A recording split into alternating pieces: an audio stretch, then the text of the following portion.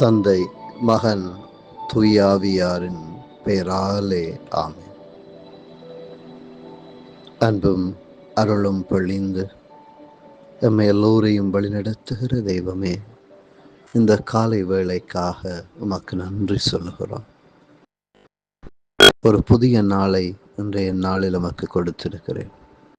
இந்த புதிய காலை பொழுது, அற்புதமான இந்த விடியல், இன்றைய நாளில் நமக்கு தருகிற நல்ல உணர்வுகள் அத்தனைக்கும் நன்றி சொல்லுகிறோம்.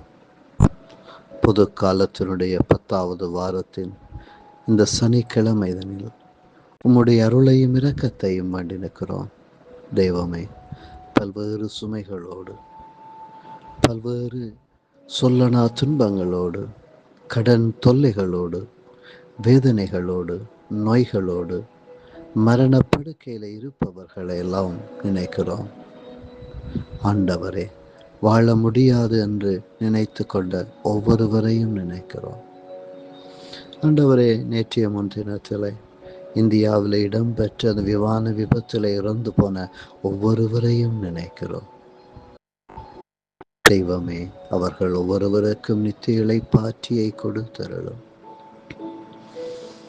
உம்முடைய அருள்வரங்கள் இன்றைய நாளிலே பயணிப்பவர்களோடு இருக்கட்டும். சுமை சுமக்க முடியாமல் சோர்ந்து போயிருக்கிற ஒவ்வொருவருக்கும் ஆறுதலாய் இருக்கிற தெய்வமே, அவர்களுக்கு ஆசீர் பொழிந்து வழிநடத்துவீராக. சுமை சுமந்து சோர்ந்திருப்பவரே, எல்லோரும் என்னிடம் வாருங்கள் என்று அழைப்பு கொடுக்கிற தெய்வமே, பல்வேறு சுமைகளோடு வாழுகிற ஒவ்வொருவரையும் தேற்றி அருளும்.